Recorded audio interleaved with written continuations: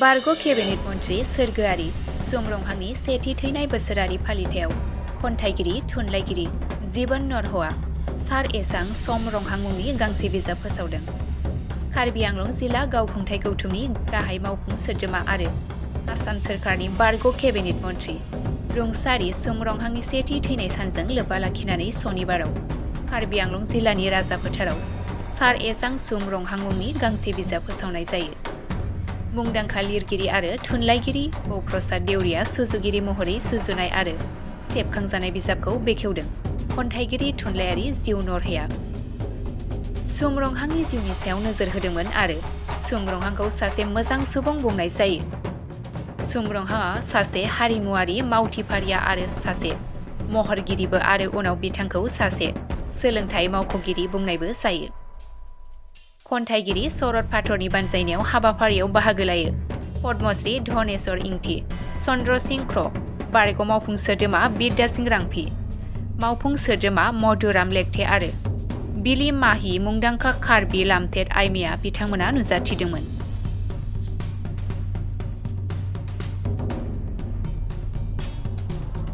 সুমৰংহাং কেৱল এগৰাকী ৰাজনৈতিক নেতাই নাছিল। সুমৰংহাং এগৰাকী বিশিষ্ট সমাজকৰ্মী আছিল, সাংস্কৃতিক কৰ্মী আছিল। তেখেতে গান গাইছিল, গান লিখিছিল। ইয়াৰ উপৰিও তেখেতে কাৰ্বি আংলঙৰ সমাজ জীৱনলৈ যিখিনি কৰি গৈছে, তেওঁ কাৰ্বি জোতাং চিংফুৰ আমেই বুলি গঠন কৰিছিল। গঠন কৰি তেওঁ কাৰ্বি সাংস্কৃতিক বিকাশৰ কাৰণে চেষ্টা কৰিছিল। ঠিক একেদৰে কাৰ্বি যুৱ মহোৎসৱৰ লগত জড়িত আছিল। কাৰ্বি লামে তামেৰ যিকেইখন অধিৱেশন এতিয়ালৈকে হৈ গ'ল, তাৰ ভিতৰত সুমৰংহাঙৰ নেতৃত্বত এই ৰজাপথাৰত যিখন অধিৱেশন হৈছিল 2004 চনত, সেইখনেই আটাইতকৈ সফল বা আটাইতকৈ আকৰ্ষণীয় বুলি মানে সকলোৱে কয়। আজিও এইটো কাৰ্বি লামে তামেৰ ইতিহাসত ধৰি আছে, য'ত আমাৰ সকলোৰে শ্ৰদ্ধাৰ সকলোৰে প্ৰাণৰ শিল্পী ভূপেন হাজৰিকাও আহিছিল। গতিকে তেনেকুৱা এগৰাকী ব্যক্তিৰ মৃত্যু সমাজৰ কাৰণে ক্ষতি, কিন্তু যিয়ে নহওক সকলোৱেতো এজন মৃত্যু হ'ব উপায় নাই। গতিকে তেখেতৰ স্মৃতিত যিখন গ্ৰন্থ প্ৰকাশ পাইছে, সেই গ্ৰন্থখনতে তেখেতৰ ব্যক্তিত্বৰ ওপৰত আলোকপাত কৰি বিভিন্ন লেখকে লিখিছে আৰু সেইখিনিয়েই আচলতে তেখেতক জীয়াই ৰাখিব। আৰু তেখেতৰ যি তেখেত যদিও অবৰ্তমান, কিন্তু তেখেতৰ যি আদৰ্শ, সেই আদৰ্শৰে আৰু সমন্বয়ৰ যিটো তেখেতে বাট তুলিছিল, যে ইয়াত যিখন শংকৰ সংঘৰ অধিৱেশন হৈছিল, সেই শংকৰ সংঘৰ অধিৱেশনখনো তেখেতৰ নেতৃত্বতে হৈছিল। গতিকে সমন্বয়ৰ যি তেওঁ চিহ্ন ৰাখি গৈছে, সমন্বয়ৰ যি বাণী যি তুলি গৈছে, তাক নতুন প্ৰজন্মই আঁকোৱালি ল'ব বুলি আশা ৰাখিছোঁ আৰু তেওঁৰ আদৰ্শৰে তেওঁলোক আগবাঢ়ি যাব বুলি আশা ৰাখিছোঁ। দেউতা জীৱিত কালত তেখেতে বিধায়ক মন্ত্ৰী তেতিয়া আছিলে, তেতিয়া সেইটো ৰুমটো আছিলে দেউতাৰ এটা অফিচ ৰুম। সেই অফিচ ৰুমতে সেইখিনি কালত তেখেতে মানুহবিলাকৰ লগত বহুতখিনি কথা আলোচনা কৰিছিল বা তেখেতে মানে কৰিবলগীয়া কামখিনি কৰিছিলে।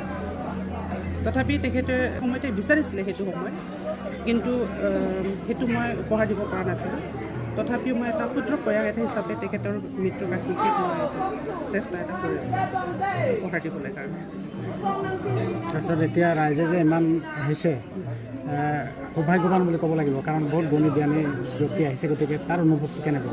হয়, এইটো এটা মানে বুজাব নোৱাৰে এটা অনুভৱ, কাৰণ দেখা পাইছোঁ দেউতাৰ মৃত্যুৰ পিছতো যে এই বছৰেকীয়া বাৰ্ষিকীত তেখেতৰ গণমুগ্ধসকল যে এই সময়ত তেখেতক লগ দিছেহি বা তেখেতৰ কি কয় মৃত্যুৰ বাৰ্ষিকীত তেখেতসকলে আহি পেলাই তেখেতক হেৰি কৰি পেলাই আহিছে, তাৰ বাবে মই নথৈ আনন্দিত আৰু বহুত সুখী অনুভৱ কৰোঁ। মই আৰু এবাৰ পুনৰবাৰ আপোনাক সোঁৱৰাই দিছোঁ, মনত পেলাইছোঁ। আমাৰ ইয়াতে কাৰ্বি সাহিত্য সভাৰ সভাপতি কামসিং হানছে কৈ গৈছে তেওঁৰ ভাষণত যে মানুহৰ বোলে দুবাৰ মৃত্যু হয়, আৰু সেই মৃত্যুটো মৰাৰ পিছত যেতিয়া শ্ৰাদ্ধ বা মৃত্যুবাৰ্ষিকী পাতে, তেতিয়া যদি সেই মৃত্যু তিথিত যদি কোনোবা নাহে বা নাম নলয়, তেতিয়াহ'লে আকৌ এবাৰ মৃত্যু হয়। গতিকে সেইটো হোৱা নাই, গতিকে অমৰহে হৈছে। গতিকে সেইটো আৰু অনুভৱটো আপুনি কেনেকুৱা অনুভৱ কৰিব? হয়, তেখেতে কোৱাৰ কাৰণে ধন্য মানিছোঁ, তেখেতে এইষাৰ কথা কোৱাৰ কাৰণে, কাৰণ তেখেতসকলৰ মনত তেখেতৰ প্ৰতি এটা শ্ৰদ্ধা আছে আৰু তেখেতে যিখিনি কৰি যোৱা কামখিনি তেখেতসকলে এটা শলাগ ল'ব বিচাৰে। সেইটো কাৰণে সেইষাৰ কথাৰ কাৰণে নিজকে বহুত মানে প্ৰাউড ফিল কৰিছোঁ। তেখেত আমাৰ কাৰ্বি আংলং অট'নমাছ কাউন্সিলৰ CMও হৈছিলে, EMO আছিলে। তেখেত খুব মৰমীয়াল মানুহ আছিলে, খুব অমায়িক আছিলে। আৰু আপোনাৰ তেখেতৰ লগত কথা বতৰা যেতিয়া পাতে নিজৰ ককাইদেউৰ নিচিনাৰ লগত কথা পতাৰ নিচিনা তেখেতে কাৰো তেনেকুৱা ধৰণৰ বেয়া ভাৱ নাৰাখে সবকে মৰম কৰে আৰু সেই কথালৈ সদায় মনত পৰে তেখেতে এতিয়াও যদি জীয়াই থকা হ'লে আমি সুন্দৰভাৱে কিছুমান প্ৰগ্ৰাম কৰিব পাৰিব তেখেত নিজে গীতিকাৰ হয় নিজে সুৰকাৰ হয় নিজে গানো গায় আৰু কবিতা লিখে তেখেতে কবি সন্মিলনত আমি বহুত সময়ত তেখেতক লগ পাওঁ তেখেতে সুন্দৰ কবিতা লিখে আৰু লিখনি অসমীয়া কাৰ্বি এনেকুৱা ধৰণৰ ভাষাত তেখেতে সুন্দৰ কবিতা লিখিব পাৰে আৰু অসমীয়া খুব সুন্দৰভাৱে ভাষা দি বক্তৃতাবিলাক দিবলৈ পাৰে আৰু তেখেত হৈছে এনেকুৱা চুমৰংহাম এটা অনুষ্ঠান বুলি ক'ব লাগিব কাৰণ কাৰ্বি অসমীয়াৰ মাজত যিটো সম্বন্ধ যিটো ইয়াত ৰাখিছে বকলীয়া বা এইটো এৰিয়াত তেখেতৰ কাৰণে এইটো সম্ভৱ হৈছে মই ভাবোঁ কাৰণ তেখেতে মানে এইজনে আমাৰ তেখেতৰ হেৰিবিলাক আমাৰ কাৰ্বি কালচাৰ কাৰ্বি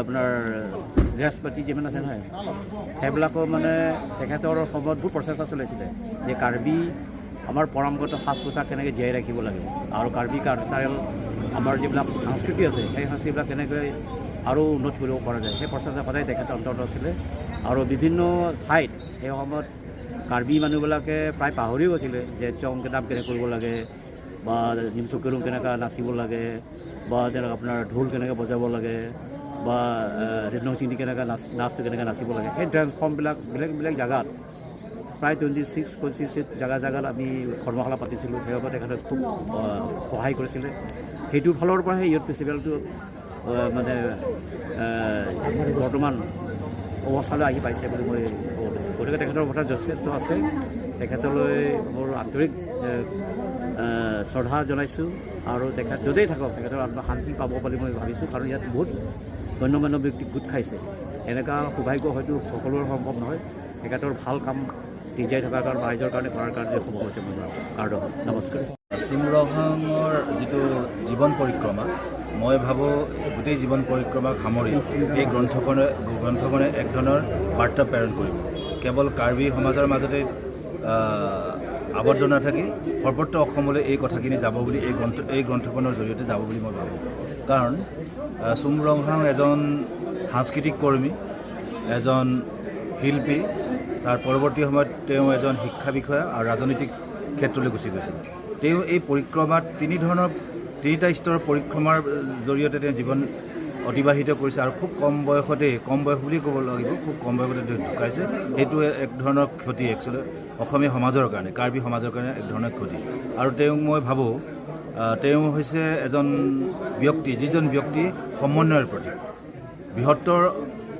কাৰ্বি সমাজক লগতে অনা কাৰ্বিসকলৰ লগত তেওঁৰ যি ধৰণৰ সদ্ভাৱ সম্প্ৰীতিৰ যিটো মনোভাৱ তেওঁ যি ধৰণে এখন সমাজত জীয়াই থাকিবলৈ মানুহক বিভিন্ন ধৰণৰ সংমিশ্ৰিত জীৱনধাৰাৰে গঠা সমাজখন যে প্ৰয়োজন সেই কথাটো কিন্তু চুমৰংহামে জানিছিল সেইকাৰণে সেই ব্যক্তিজনক মই এজন ভাল মানুহ বুলি গ্ৰন্থখন উন্মোচন কৰাৰ সময়ত কৈছোঁ যে চুমৰংহাম এজন খুব ভাল ব্যক্তি ভাল মানুহ ভাল মনৰ মানুহ মই ভাবোঁ চুমৰংহামৰ গোটেই জীৱন পৰিক্ৰমাৰ এই গ্ৰন্থখনৰ গ্ৰন্থিত হোৱা কথাখিনি আন মানুহেও পঢ়ক তেওঁক জানিবলৈ সুবিধা পাব আৰু তেওঁৰ যিটো সমন্বয়ৰ ধাৰণা সেই ধাৰণা কাৰ্বি ভূমিত জীয়াই থাকক আৰু নিজৰ স্বকীয় বিশেষত্ববোৰ জীয়াই ৰাখি মানুহে সমন্বয় জীয়াই থকাৰ যিটো তেওঁৰ ধাৰণা আছিল এই ধাৰণাখিনি যাতে দীৰ্ঘজীৱী হওক